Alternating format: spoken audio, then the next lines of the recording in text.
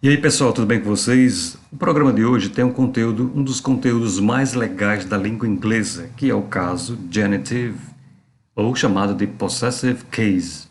Eu quero que vocês fiquem de olho em algumas imagens, porque em todas elas sempre aparecerá o apóstrofo juntamente com o S. Sempre que eu encontrar isso em qualquer palavra da língua inglesa, normalmente é o caso possessivo, ou seja, que ali está indicando alguma posse. Mas em que sentido? Vamos aprender hoje. Como McDonald's, Bob's, significa que aquela lanchonete é do McDonald's. Essa lanchonete aqui é do Bob, ok? Do Beto. Welcome to English Class, aqui com Jorge Luiz. Rapidamente, lembre que quando você vai utilizar o genitive case, ou ele vai colocar apóstrofo S diante de qualquer palavra que não termina com a letra S, ou apenas o apóstrofo quando determinado nome de alguém ou qualquer ser animado, lembre que só pode usar para os seres animados. Aqueles que não têm vida não poderão usar o genitive case. Bob's House significa a casa de Beto, tá vendo? Você lê de trás para frente. Tomem cuidado que às vezes esse S aqui pode indicar o verbo to be quando se refere a ele ou o verbo to have. E como é que eu vou saber, George? Você tem que olhar o contexto aqui. Normalmente quando vier um substantivo aqui sempre depois do S, aí sim é o caso genitive. Mas observe que em cada um deles nenhum tem a letra S aqui ao lado. Por que razão? Porque os nomes já estão terminados em S. Então não pode colocar, ok? Como Amanda's boyfriend, o namorado. Bill's gun, a arma de Bill. Observe que Bill não tem o S, por essa razão está colocando o S no final.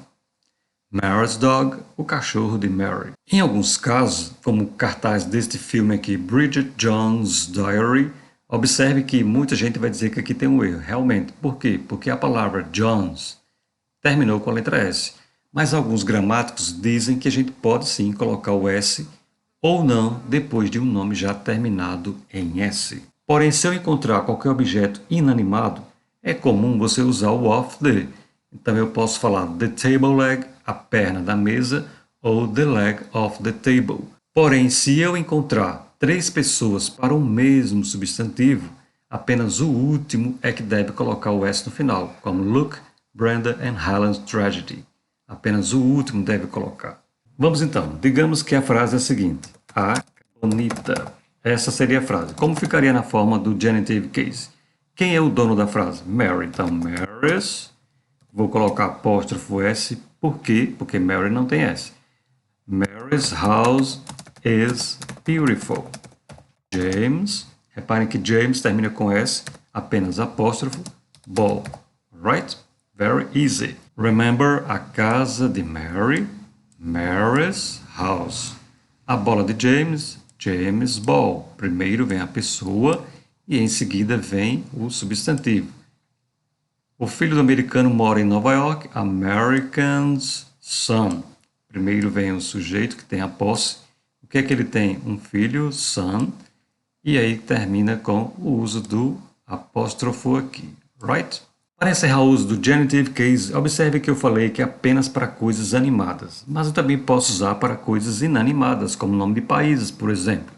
Brazil's reserves, então as reservas do Brasil. Compartilhe esse vídeo com seus colegas e thank you very much.